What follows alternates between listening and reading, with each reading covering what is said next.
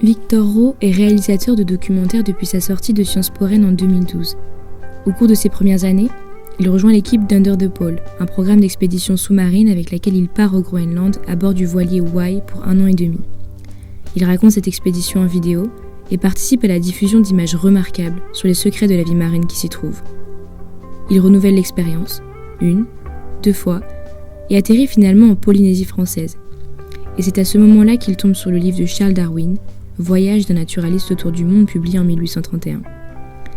Cette lecture, elle change sa vie, et de là naît son projet qui prend aujourd'hui le nom de Captain Darwin. L'objectif est le suivant, naviguer sur les traces du célèbre scientifique pour montrer l'évolution de notre environnement et ses écosystèmes depuis 2 siècles. J'ai rencontré Victor une première fois lors d'une conférence donnée à l'école universitaire de management à Rennes et ai décidé de m'entretenir plus personnellement sur la thématique qui nous intéresse pour ce premier épisode, la durabilité et l'environnement. Écoute, c'est une bonne présentation de toute façon que tu as faite. Je sais pas très bien quoi rajouter. Effectivement, moi j'ai fait Sciences Po à Rennes avec l'objectif de devenir directeur d'hôpital. C'était vraiment mon truc. Donc je voulais faire l'EHESP, qui est à Rennes, l'école des hautes études en santé publique, je crois. Et progressivement, pendant mon cursus, je me suis fait à l'idée que c'était peut-être pas la bonne voie me concernant. Donc finalement, j'ai complètement pris la tangente quand j'étais en 4e année. 5e année. En 5e année, j'ai fait le master communication des organisations et j'ai fait un stage en alternance. C'était vraiment un super format, 3 semaines sur 4, j'étais en entreprise à Paris et c'est là que j'ai commencé à apprendre à faire des films, donc à monter d'abord et puis ensuite à tourner, à faire des films. C'était un truc qui me passionnait depuis pas mal de temps et quand je suis sorti de Sciences Po, j'ai commencé à travailler en freelance, donc à faire des films d'entreprise, de plus en plus de documentaires parce que c'était quand même moi ce qui m'intéressait à la base. Et 1 an après ma sortie de Sciences Po, j'ai été appelé par une productrice avec laquelle je travaillais régulièrement et elle me dit: est-ce que ça t'intéresserait de partir 4 mois au Groenland dans le cadre d'une mission qui s'appelle Under the Pole. Donc moi évidemment j'étais comme un dingue, j'ai dit oui, j'ai accepté et finalement je suis pas seulement resté 4 mois, je suis resté 18 mois sur le bateau parce qu'après une période travaillée dans le cadre d'un contrat, Manu et Guilin, qui sont donc les porteurs du projet Under the Pole, m'ont proposé de rester en bénévole, ce que j'ai accepté et je suis resté 14 mois de plus. Et comme tu le disais, en fait, je suis reparti sur ce bateau-là plusieurs fois. J'ai fait le passage du Nord-Ouest, donc c'est la connexion entre l'océan Atlantique et l'océan Pacifique, mais en passant par les régions polaires, donc au-dessus du Canada. On a traversé ce passage en 2017. Après, j'ai fait des incursions en Polynésie, comme tu le disais. Toujours sur cette même mission Under the Pole et puis en cumulant aussi avec d'autres jobs pour la télé comme caméraman essentiellement pour lesquels j'ai pas mal voyagé. Et au final, c'était en 2019 que j'ai eu l'idée de Captain Darwin. J'étais en Polynésie sur une mission qui s'appelait la mission Capsule. On faisait une étude des récifs coralliens de Moorea et l'idée c'était de mettre en place un petit habitat de vie sous la mer, donc une capsule avec 2 grands dômes en acrylique sur les côtés qui nous permettent d'avoir une vision sur le récif H24 et on a fait des plongées à l'intérieur de cette capsule jusqu'à 3 jours en continu, 72 heures sous l'eau pour étudier le récif, la vie récifale, les poissons, à quelle heure ils se lèvent, à quelle heure ils vont se coucher, ce genre de choses.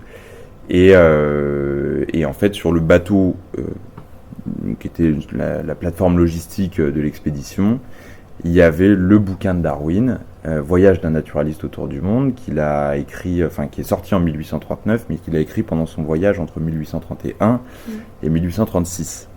C'est un voyage qui est hyper important dans l'histoire de l'humanité parce que c'est au cours de ce voyage-là que Darwin va récolter un peu les pièces du puzzle qui vont le conduire à formuler la théorie de l'évolution. Donc ça sera dans un livre bien des années plus tard, en 1859, de l'origine des espèces. Et en fait, le premier livre, Voyage d'un naturaliste autour du monde, c'est vraiment avant la théorie de l'évolution, un récit de non seulement le côté purement naturaliste, donc description des écosystèmes qu'il rencontre au fil du chemin, et aussi un côté très humain. En fait, il va raconter ses émotions, ses sensations quand il arrive dans la forêt tropicale atlantique pour la première fois. Et je trouvais que dans le récit, dans ce livre-là, c'était hyper intéressant que les deux discours soient entremêlés, tu vois, le côté vraiment naturaliste, scientifique, et le côté humain, aventure humaine. En fait, les deux discours se répondent assez bien, et Darwin, à un moment donné, dans la partie pacifique, décrit l'île sur laquelle il se trouve, avec pas mal de détails visuels, donc moi je trouve ça hyper intéressant. Et puis au fur et à mesure que je lis, je me dis mais tiens, c'est marrant parce que l'île qui décrit, ça ressemble trait pour trait à l'île sur laquelle je me trouve. Là, j'étais sur l'île de Moorea en face de Tahiti. Et au fil de la lecture, j'ai la confirmation qu'en effet, Darwin est passé par Moorea en 1834 ou 35, je sais plus. Et je trouvais ça assez frappant de pouvoir d'un côté lire la description d'un écosystème, d'un paysage au début du 19e, et puis d'avoir juste à baisser le bouquin pour voir ce que c'est devenu, quoi. Comment nous, en tant que société humaine, on a impacté les paysages. Et puis ce qui était intéressant, c'est que là, comme on bossait avec des scientifiques sur les coraux, il y avait aussi le regard des scientifiques qui nourrissait cette comparaison historique. Et moi, en tant que réalisateur de films de doc, je me suis dit, putain, ça marche super bien, il y a vraiment, visuellement, il y a un truc, quoi. Et en même temps, si ça marche à Moorea, il n'y a pas de raison que ça marche pas ailleurs. Et en fait, l'idée de Captain Darwin, elle est née à ce moment-là, quoi. Et voilà, donc depuis, j'ai bossé sur ce projet-là, et en fait, fondamentalement, mon métier, lui, n'a pas changé. Je suis réalisateur de films, de documentaires, et j'essaye, je dirais, peut-être... avec les films que je produis, les histoires que je raconte, j'essaye de faire bouger un petit peu les choses vers plus de durabilité pour le coup, plus de bienveillance naturelle, plus de mieux vivre ensemble quelque part, avec nos congénères Homo sapiens et puis avec la nature qui nous entoure. Voilà, donc c'est ce que j'essaye de faire. Tu parlais de la lecture de ce livre, la découverte du livre de Charles Darwin comme une forme de révélation à l'origine de la création de ton projet. Est-ce que ton éco-anxiété ou aussi ta sensibilité à l'environnement, tu la décrirais ou tu la situerais comme antérieure à la lecture du livre de Charles Darwin ?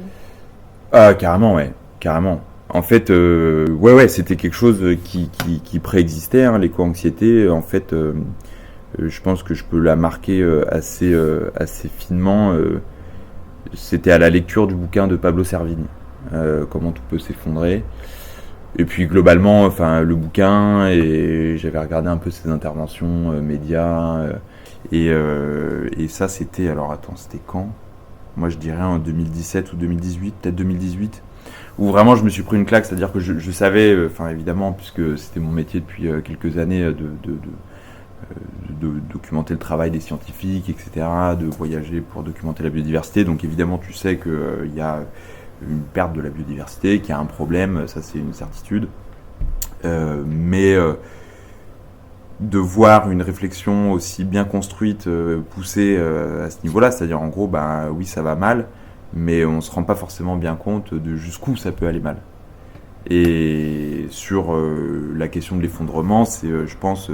ce qui est à même de faire le plus flipper, c'est-à-dire en gros c'est de l'urgence vitale, c'est-à-dire que qui dit effondrement, a priori dans la manière dont c'est présenté en tout cas, dit chaos généralisé, un peu la guerre de tous contre tous, en tout cas c'est ce qui est dépeint en tout cas c'est ce que j'ai compris de ces lectures-là à ce moment-là. Genre c'est vraiment la base de la pyramide de Maslow, quoi. On est sur un truc où c'est notre pronostic vital qui est engagé en tant que société, mais aussi en tant qu'individu. Et du coup, c'est hyper anxiogène. Puis là, je trouve qu'en fait, on a tous un espèce de choix à faire entre baisser les bras. C'est un peu fight or freeze. C'est un anglicisme, mais que je trouve assez parlant. Soit en gros, t'es bloqué par l'énormité de ce qui arrive, etc. Et puis tu peux rien faire. Ou alors, à un moment donné, tu te dis, ok, je sais que ça arrive, mais je vais continuer à être dans l'action. C'est cette deuxième option que choisit finalement Victor Rowe, celle de l'action. Pour lui, il s'agissait de se mettre en mouvement pour aller mieux et aller de l'avant, maîtriser son éco-anxiété pour ne pas la subir. Après, j'ai aussi pris du recul par rapport à la collapsologie, quoi. Je me dis, c'est une vision des choses, Et même si je suis d'accord sur le fond, peut-être qu'aussi sur la forme, c'est exprimé de manière un petit peu maladroite et que ça amène les gens plus chez le psy que dehors, à essayer de faire quelque chose pour changer la donne et changer le cours des événements. Donc je m'inscris pas complètement contre ce mouvement-là, qui je pense a des bases quand même de raisonnement assez solides, mais c'est un mouvement qui est critiquable, comme tous les mouvements aussi. Et c'est intéressant à faire rentrer dans une espèce de réflexion personnelle, voilà, mais à prendre quand même avec un peu de distance, parce que sinon, si on est trop dedans, bah, c'est direct l'éco-anxiété énorme. Donc le livre de Darwin, finalement, il apparaît un peu comme ce qui te manquait pour agir et entrer dans l'action. Ouais, je pense en fait le bouquin de Darwin, ça a été un peu le déclencheur de plusieurs choses, déjà d'une envie de me lancer dans un projet de grande ampleur, qui aurait un sens aussi d'un point de vue des défis environnementaux et sociaux qui se posent aujourd'hui. Ça a été aussi un révélateur d'une envie de voyager en bateau, mais d'avoir mon propre bateau, puisque voyager en bateau, je l'avais fait pas mal pendant plusieurs années, mais là, voilà, quand c'est son bateau, c'est autre chose. On est vraiment maître de où est-ce qu'on va, avec qui on va, dans quelle temporalité, donc c'est quand même assez cool. Et donc ouais, ça a catalysé pas mal de choses. Et puis après, il a quand même fallu bosser d'arrache-pied pour que le projet il prenne corps, il devienne concret. Et donc tu es le créateur de ce projet, mais aussi son concepteur et développeur, j'ai envie de dire. Bien évidemment, il y a une équipe, mais son principal concepteur.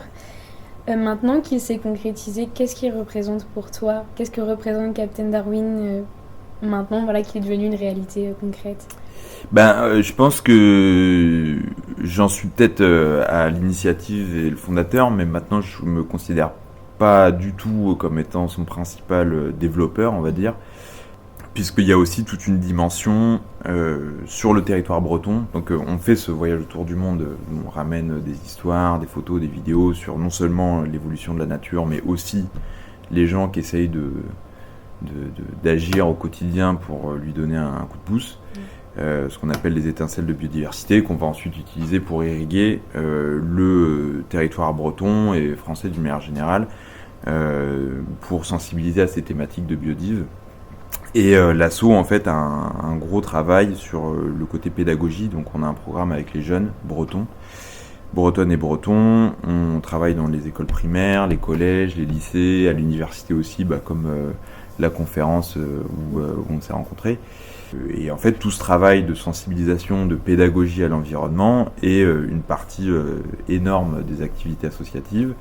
C'est en fait le deuxième pilier. Il y a le pilier mer, donc l'expédition, et le pilier terre, la pédagogie, en utilisant la matière qui est produite dans le cadre du voyage. Et en fait, moi, ma plus grande fierté, c'est qu'aujourd'hui, le projet Captain Darwin est dépassé l'idée que je m'en étais faite quand je l'ai conçu.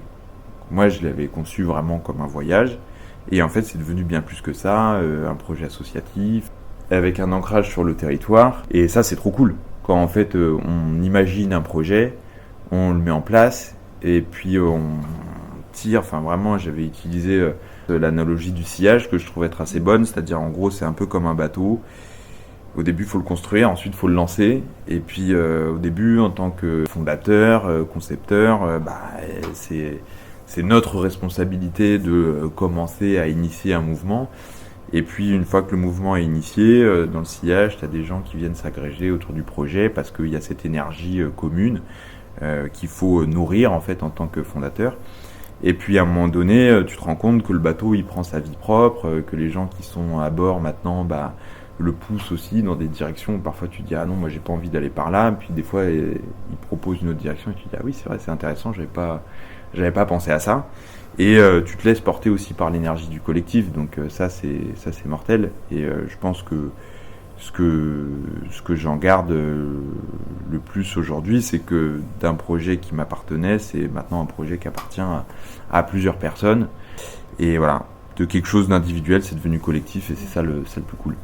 Tu disais au début, je l'ai créé je l'ai conçu un peu comme un voyage, mais tu parlais aussi d'étincelles de biodiversité, l'objectif justement de ton voyage. Est-ce que tu espérais produire quelque chose chez le public qui allaient visionner et qui visionnent encore les petites vidéos que tu produis sur YouTube notamment.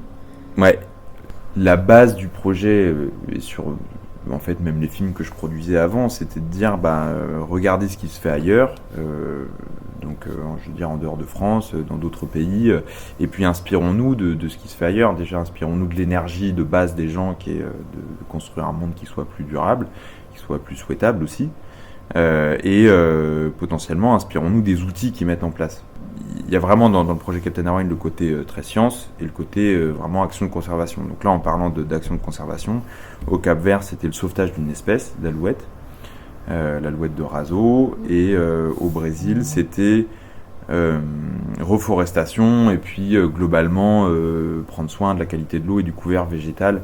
Ça, c'était un peu plus au sud, au niveau des écosystèmes de mangroves. Et donc, voilà, sur le côté diffuser cette énergie de défense de l'environnement, ça je pense que évidemment ça marche.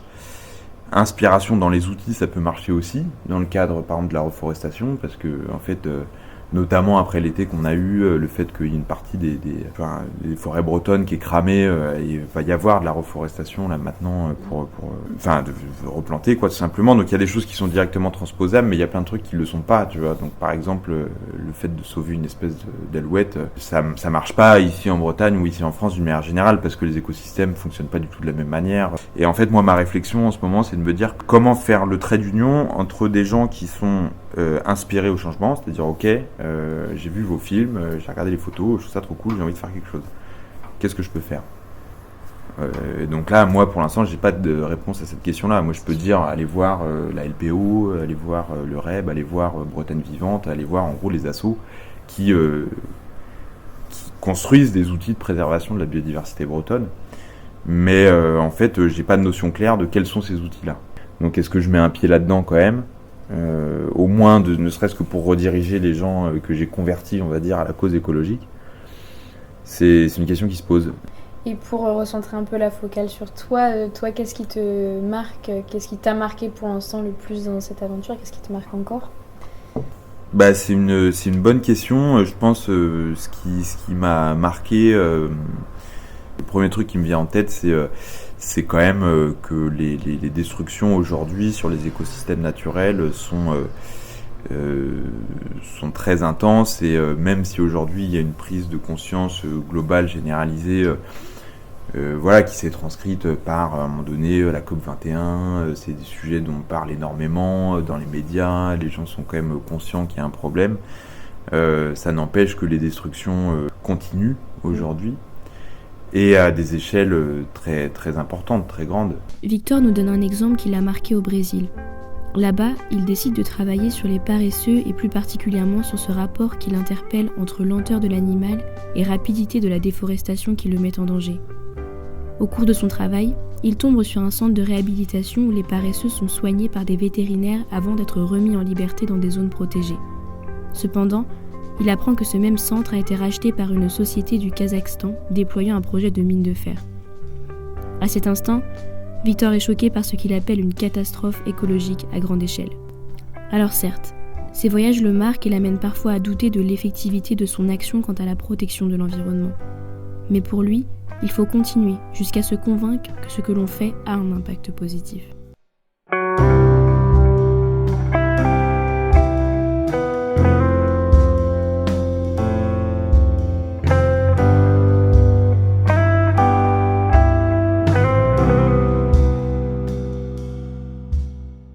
On s'était dit, par ce podcast aussi, l'idée c'est de transmettre et d'inspirer tout à chacun à agir à son échelle, quotidiennement, Bien sûr, etc.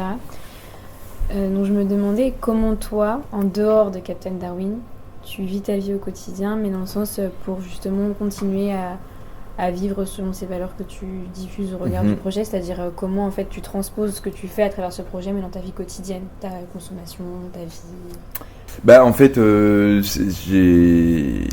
projet c'est devenu ma vie, tu vois, donc en fait aujourd'hui j'ai pas de vie en dehors du projet, tu vois. Même si je prends l'avion une fois par an. Par ailleurs, le reste du temps, je me déplace avec le vent sur le bateau. On fait attention en termes de bouffe, de manger des produits locaux, de manger le moins de viande possible, on pêche notre propre poisson, notre électricité elle est produite avec le vent, le soleil, et puis surtout on essaye de convoyer ces valeurs-là au grand public, aux jeunes, etc. Donc voilà, je pense, en tout cas moi j'essaye de faire en sorte que toute chose s'additionnant, je finisse par avoir un impact plus positif que négatif sur la planète et la société. Il n'y a pas de rupture, en fait, on va dire, radicale entre ta vie sur le bateau et ta vie, par exemple, ici à Concarneau, dans ta manière de vivre justement ton quotidien. De toute façon, quand t'as vécu sur un bateau, ou quand tu ouvres le robinet, tu sais que en fait, tu as un réservoir fixe de flotte et que si tu le laisses... si tu le laisses ouvert, enfin voilà, tu vas perdre ton eau. En fait, ce genre de truc, ça s'imprime durablement à l'intérieur de moi, quoi. Donc évidemment, je fais gaffe à l'élec, à la flotte, parce que je sais que c'est limité. Même si on peut avoir cette notion que c'est illimité quand on est en France, en fait, tout est limité, donc on fait attention. Là, on va arriver à un terme qui nous intéresse pas mal, qui est celui de durabilité. Bon, c'est un terme qu'on entend régulièrement dans l'espace public. Il faut construire un monde durable, adopter des modes de consommation durables, des comportements durables aussi. Ouais. Mais pour toi, qu'est-ce que ça signifie, ce terme de durabilité ? Au-delà de durable, je pense que c'est intéressant d'accoler l'adjectif souhaitable aussi, ou désirable. Pour moi, la durabilité, c'est aussi simple que ça. En fait, c'est vraiment un truc c'est limite physique en fait, quoi. Est-ce que à l'instant T, si on réplique à l'infini la manière dont on vit là aujourd'hui, est-ce que c'est pérenne ou est-ce que c'est pas pérenne ? Est-ce que c'est stable ou est-ce que c'est instable ? Donc là, manifestement, la manière dont on fonctionne, elle est complètement instable parce que les écosystèmes naturels s'en prennent plein à la tronche. Il y a des espèces qui s'éteignent. Il y a un effondrement généralisé de la population de plein d'autres espèces qui au contraire voient leur population augmenter très largement, notamment chez les insectes, chez certains insectes. Et en plus de ça, le truc c'est que ça s'accompagne de dérèglements au niveau social. Donc au niveau social où il y a des disparités de revenus qui sont énormes, des gens qui sont dans une situation d'extrême pauvreté, d'autres qui accumulent une masse de richesses parfaitement indécente. Donc en fait clairement c'est un monde qui change très vite, qui se détériore si on voulait amener quelque chose de subjectif, mais objectivement en tout cas voilà, qui change très vite. Donc après la planète va rester, ça c'est une certitude, la vie a priori continuera à perdurer d'une manière ou d'une autre, mais après quelle vie quoi. Et de toute manière, à un moment donné, on arrivera a priori forcément sur une période où on reviendra sur une certaine forme de stabilité, tu vois. Mais dans quel cadre ? Est-ce que ce serait une stabilité qu'on aura subie ? C'est-à-dire en gros on continue à faire de la merde et puis à un moment donné on va se prendre un mur mais très très vite, très très fort. Ou est-ce qu'à un moment donné on a les outils pour créer une stabilité souhaitée et voulue, tu vois ? Et c'est ça, je trouve, le grand défi d'aujourd'hui, c'est de se dire dans quelle mesure on va choisir de revenir à une forme de stabilité ou dans quelle mesure on va le subir.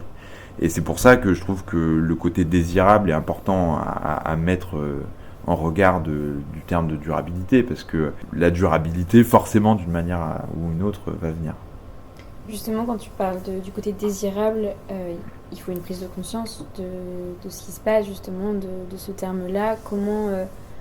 Comment tu penses que la durabilité pourrait s'inscrire un peu comme une forme de principe fondateur de la vie des gens, en fait Je suis pas convaincu que ce soit réaliste de se dire que les gens vont inscrire la durabilité comme principe fondateur de leur choix de vie de manière comme ça, tu vois, en mode oui en fait il faut penser à ses petits enfants. Ça semble assez logique pour les gens qui sont un peu sensibilisés à ces questions-là, mais en fait il y a pour plein de gens c'est plus une contrainte qu'autre chose.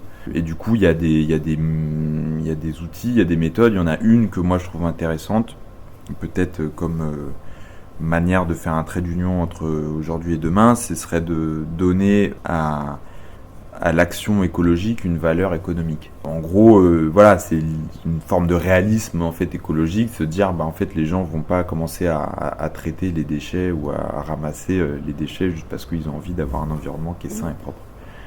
Ils vont le faire parce que s'ils le font, on les paiera, en gros, quoi. C'est un peu le postulat de base.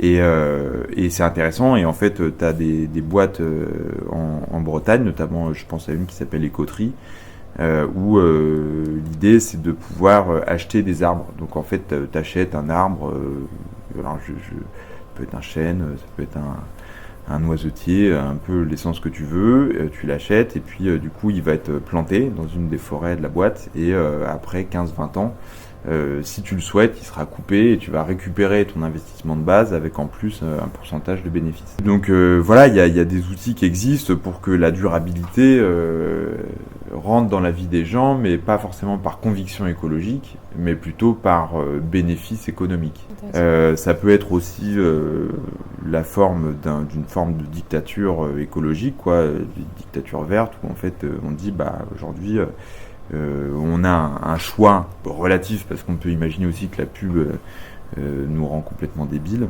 mais on a quand même un choix relatif de, je sais pas moi, acheter de la viande, acheter une voiture, partir en vacances au bout du monde si on veut, enfin voilà, c'est notre société démocratique et capitaliste est quand même basée sur cette liberté de choix à un moment donné. Et en fait, on pourrait imaginer que ce choix-là, on le donne plus. Le truc, c'est que la probabilité de la mise en œuvre d'une dictature écologique versus une espèce de capitalisme écologique, tu vois, enfin à un moment donné, moi je veux bien la révolution, tu vois, mais pour quand, dans quelles conditions, et puis avec quelle garantie derrière que le mec qui se retrouvera... Déjà, est-ce que c'est possible ? Et quand bien même c'était possible, quelle garantie on aurait que le mec qui en sorte à la fin vainqueur par le jeu des processus politiques sur lequel personne n'a vraiment un contrôle, quelle garantie on a que le mec il sera effectivement une sorte de dictateur écologique éclairé, quoi. Oui. Face au doute que recouvre la potentialité d'une dictature écologique, Victor Rowe insiste sur la nécessité d'être dans l'action, dans le mouvement, dans le faire. Le travail qu'il effectue avec Captain Darwin suit alors cette idée, celle de l'incitation à l'action en amenant ce qu'il nomme une connexion sensible à l'environnement. Il y a plusieurs manières d'arriver, je pense, au fait que la durabilité s'inscrive dans la vie des gens. Et sans doute que les choses sont un peu complémentaires. C'est-à-dire que moi, je pense que, par exemple, sur l'action de l'association Captain Darwin, on travaille beaucoup avec les jeunes. Et avec les jeunes, on fait des sorties sur le terrain, en Bretagne. On leur met les mains dans les flaques d'eau sur l'estran. On leur fait sentir le vent... tu vois, dans la forêt, écouter le bruit des chauves-souris, et cette connexion émotionnelle à la nature, et en créant aussi cette ouverture sur le monde, parce que derrière, après la sortie, on fait des visios, on parle justement de qu'est-ce que eux ils ont vu en Bretagne, qu'est-ce que nous on a vu au Cap-Vert, au Brésil, et puis on regarde ce qui relie les territoires. Enfin, en fait, d'amener ces informations-là et d'amener cette connexion sensible à l'environnement, selon nous, c'est un outil pour faire en sorte que justement les jeunes en grandissant aient chevillé au corps cette idée de durabilité. Cette idée de durabilité qui est construite pas sur un rapport théorique à ce qu'il y a autour de nous, mais sur un rapport sensible. Et je pense qu'en fait c'est le mieux, parce que les grandes orientations de nos vies sont quand même mues à la base par des choses qui sont de l'ordre de l'émotionnel et moins du rationnel, quoi. Donc après voilà, le truc c'est que c'est un travail colossal, et en plus qui est pas rentable. Donc nous on a du mal à trouver de l'argent parce que les boîtes elles sont là, quoi, vous sortez avec les gamins, de quoi?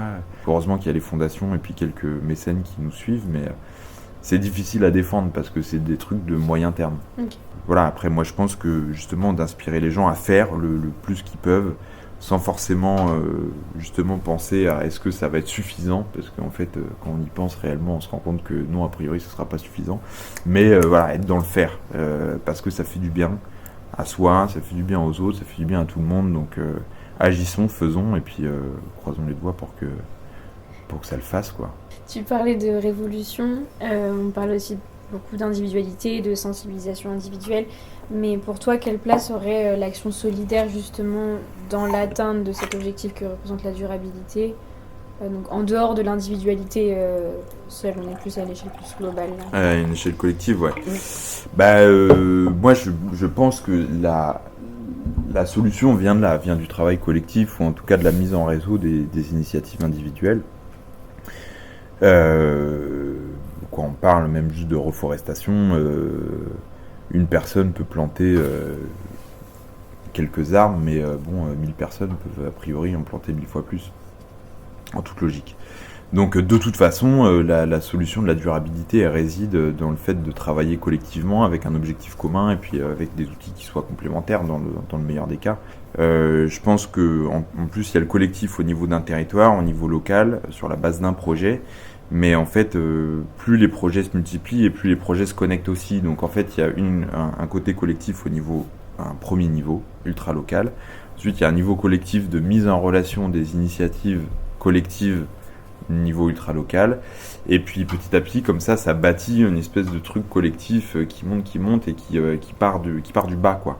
C'est ça que je trouve intéressant et c'est ce qui me semble être le plus intelligent, parce que si on attend d'avoir des grandes orientations collectives qui viennent du haut au niveau international ou national, bah là on peut toujours attendre, quoi.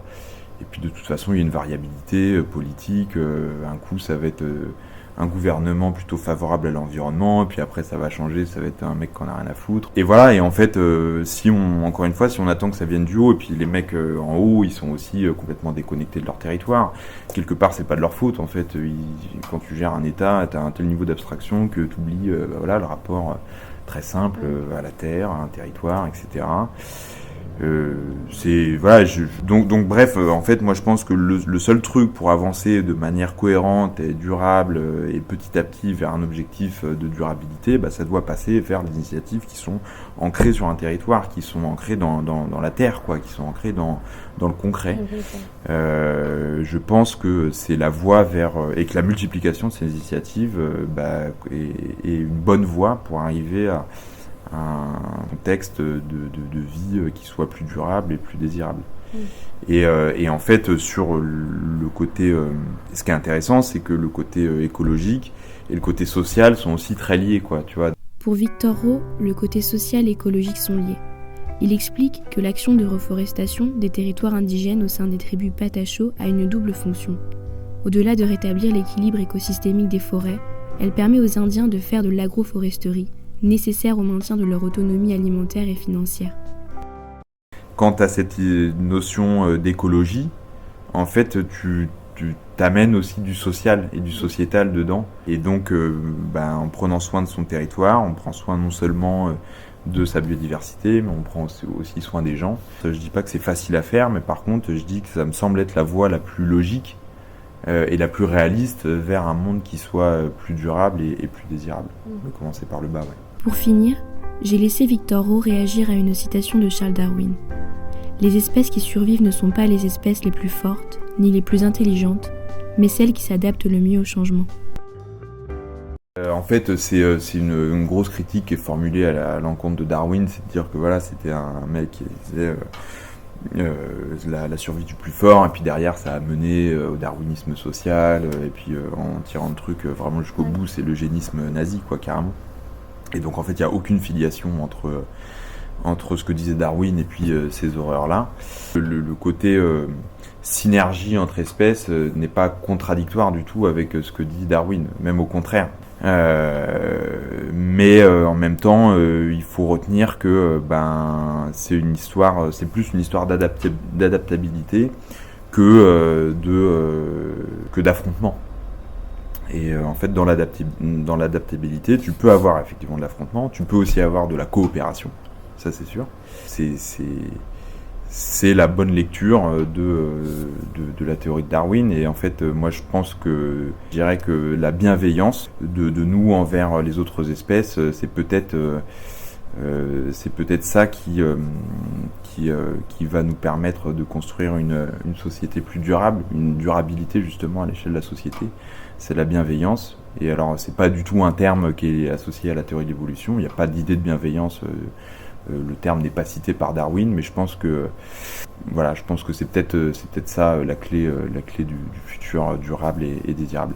Il dit que les espèces qui survivent sont celles qui s'adaptent le mieux au changement. Peut-être que la bienveillance représente en quelque sorte cette forme d'adaptation qu'il mentionne. Ça pourrait, ouais. Mais c'est ça qui est cool avec ce personnage-là de Darwin, c'est que vraiment, c'est lui, en fait, qui nous a inscrits sur l'arbre du vivant, donc qui nous a aussi fait prendre conscience ce rapport de cousinage, de parenté qu'on a avec tous les êtres vivants, en fait, d'une manière ou d'une autre.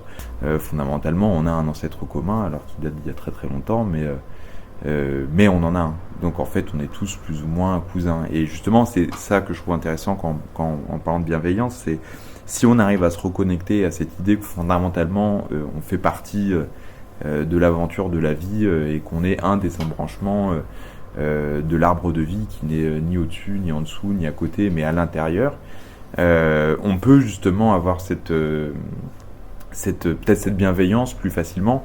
Alors elle est plus facile à avoir sur un dauphin, sur un paresseux, et peut-être un peu plus compliquée, ou même sur un arbre, d'ailleurs, les gens peuvent se connecter à un arbre, mais quand on parle de fourmis, de cloportes, quand on parle de hyènes, trucs comme ça, on a peut-être plus de mal à sentir cette connexion.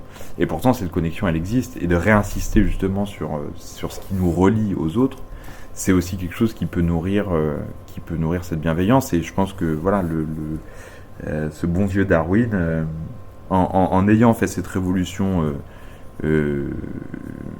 à la limite du philosophique, peut nous aider aujourd'hui à nous diriger collectivement vers une société qui soit durable. Victor Roe continue à ce jour son voyage autour du monde sur les traces de Charles Darwin. Son expérience personnelle, son projet et sa vision de la question environnementale ont permis d'éclairer les enjeux que sous-tend le terme de durabilité. Quelques mots-clés surgissent alors, la durabilité comme quelque chose de souhaitable, désirable, comme équilibre, stabilité, ou même synonyme de pérennité, mais aussi et surtout synonyme de bienveillance à l'égard de ceux qui nous entourent. En espérant que ce premier épisode vous ait plu, il ne nous reste plus qu'un défi, durer.